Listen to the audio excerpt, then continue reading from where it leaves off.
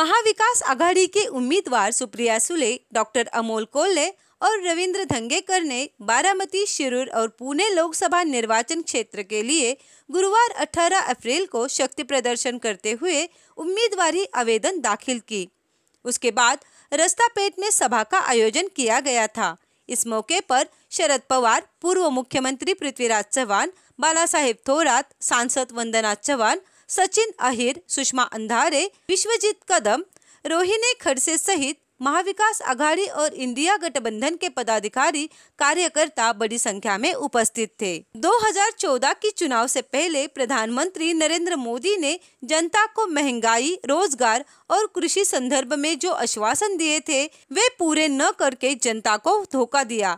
उसके साथ ही विरोधियों को जेल में डालकर लोकतंत्र खत्म करने का काम कर रहे हैं। लोकतंत्र को बचाने के लिए और वर्तमान सत्ताधारियों को सत्ता से हटाने के लिए महाविकास आघाड़ी को मतदान करे, ऐसी अपील शरद पवार ने लोगों से की।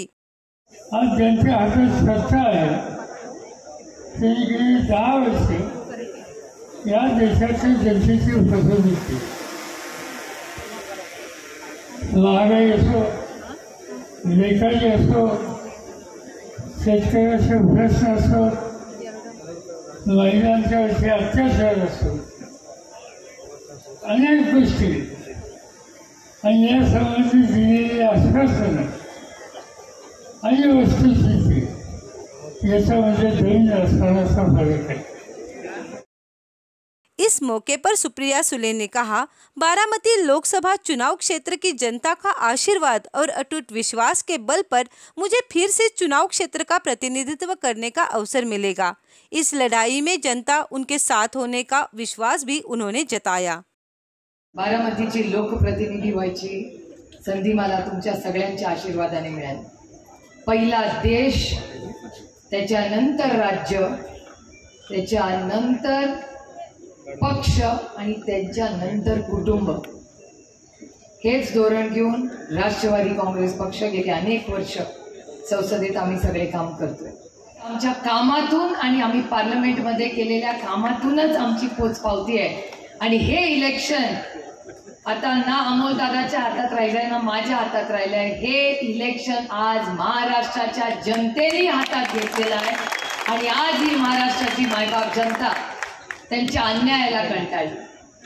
हम लोग खाली हाथ आए और खाली हाथ ही जाएंगे, पर खाली हाथ जाने के पहले बहुत काम करना है क्योंकि देश की सेवा करना है। इस सभा में कांग्रेस की विधायक रविंद्र धंगेकर ने कहा, किसी भी कार्यकर्ता को प्रशासन द्वारा परेशान किए जाने पर मुझसे संपर्क करें, उनका क्या करे यह मैं देख लूंगा। एखाद्या गुन्हेगाराने तुम्हाला फोन केला, एखाद्या पोलीस अधिकाऱ्याने बोलवलं, एखाद्या प्रशासन अधिकाऱ्याने तुम्हाला दमदाटी केली तर मला एक फोन करा म्हटलं। एक फोन केला की रात्र त्यांची काळी केली, समजा तो प्रश्नच मिटेल। त्यांचा इतिहास येणार, हे सगळे इकडे बसलेले यांचा इतिहास दिला जाईल। कारण आपण बघितलं असेल की गेल्या कित्येक वर्षापासून ईडीची प्रेसला बातमी आली आणि पवार साहेबांना बोलवण्यात येणार असं कळलं तर दुसऱ्या दिवशी पवार साहेबांनी गाडी काढली आणि ईडीच्या ऑफिसला निघाले। ईडी वाले म्हटले थांबा, तुम्हाला बोलवलंच नाही। ईडी त्यांना घाबरले। मग ईडी त्यांना घाबरत असेल तर मग आपल्या मागे साहेब आहेत, त्यामुळे आपल्याला काही काळजीच नाही। संविधान बदलण्याचं काम जे करतात त्यांना रस्त्यावर आणण्याचं काम तुम्हाला आम्हाला करावं लागेल। दुसरी तिसरी फेरी आता प्रचाराची सुरू आहे आणि ही फेरी सुरू असताना एक गोष्ट प्रकर्षाने जाणवतीये, महाराष्ट्रातल्या देशातल्या जनतेचं ठरलंय बळकट हाताने स्वाभिमानाची मशाल पेटवायची आणि विजयाची तुतारी फुंकायची।